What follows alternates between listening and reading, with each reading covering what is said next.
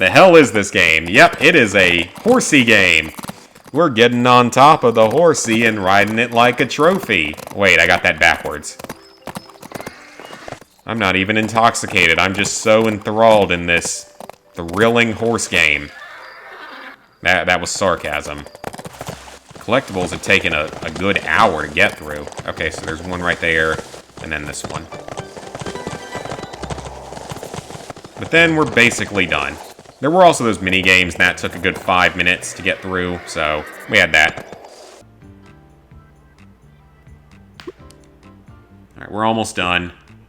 I haven't been keeping track at all, so we're just going to keep going until the trophy unlocks. You need to platinum both South Park games. They're fun. They're worth playing. Plus, the first one's pretty short. You can do the first one in like 12 hours. There it is! Tina fan? And Platinum Trophy. Well, that was not a fun experience. Hey guys, it is NCSFan001 here for the road to my 737th Platinum Trophy. You guys already saw it unlock.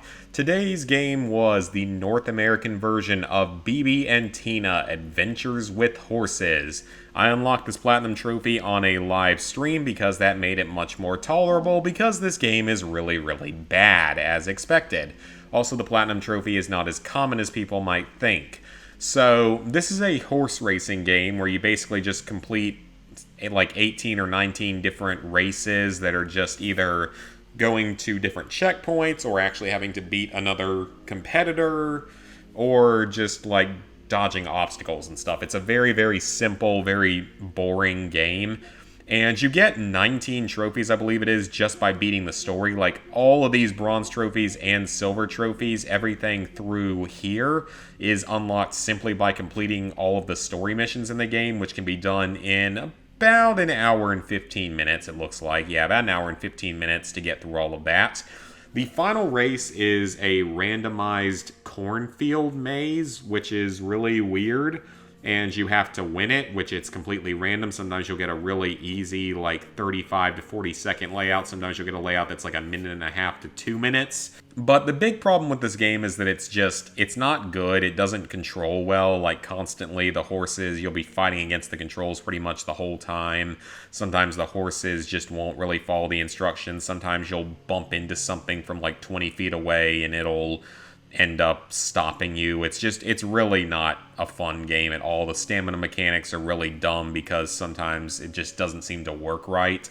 So you get a bunch of trophies just by beating the story, which is nice, but then you have to win the final race 10 times, and I have no idea what sadistic butthole at the Bibi and Tina's Adventures with Horses development team decided this was a good trophy, because it's not. I have no idea why you would put this in the game, or why you think anyone would want to play that race more than once, much less win it 10 times.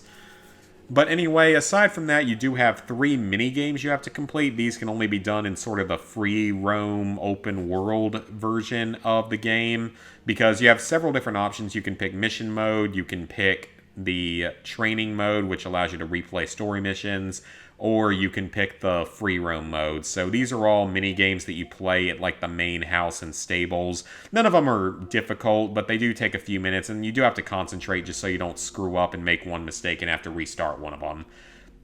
You have to complete any 6 missions in under a minute each. For this one, there are like 4 of the races that you have to complete that have to be done in under a minute, so you're going to be guaranteed to get like at least 4, I think, just by beating the story. And for the rest of them, there's a couple other missions you can replay to do this on, like the very last mission before the final race. And then the final race, depending on the layout you get, can also be done in under a minute. I'm not sure if you can do the same mission 6 times, or if it has to be 6 separate missions, but I got this one naturally just by beating the game, so it's not too hard. Then you have to ride out with each character 10 times. So each of the 2 characters, you can basically just load into the ride out section of the game, go into it as one of the characters, then immediately pause, quit, back to the main menu, and go back in with that same character again and again 10 times. It's just a pointless grind that took another 5 minutes.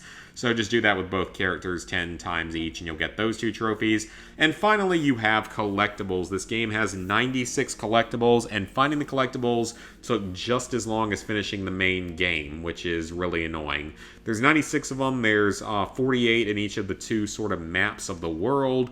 But the problem is only the first 16 spawn, and once you collect all 16, the second set of 32 spawn in each area, which is just another pointless thing that they make you do. And with the fact that you're going to be fighting the controls pretty much the entire time, it's just not a fun experience. So the game's not difficult. I mean, it's a 2 out of 10 in difficulty as long as you have a collectible guide. You can do the platinum in, 2 to 3 hours. You can probably do it even a little bit faster. But it's just not a fun experience. Again, it's probably one I would not recommend. So let's go ahead and sync up trophies. So with that, level 836, 9%, 26,415 total trophies, 737 platinums, 4,824 golds, 7,037 silvers, 13,817 bronzes. Thank you guys for watching. If you enjoyed the video, go ahead and leave me a like and subscribe if you haven't already. And I will see y'all back here real soon for some more trophy content.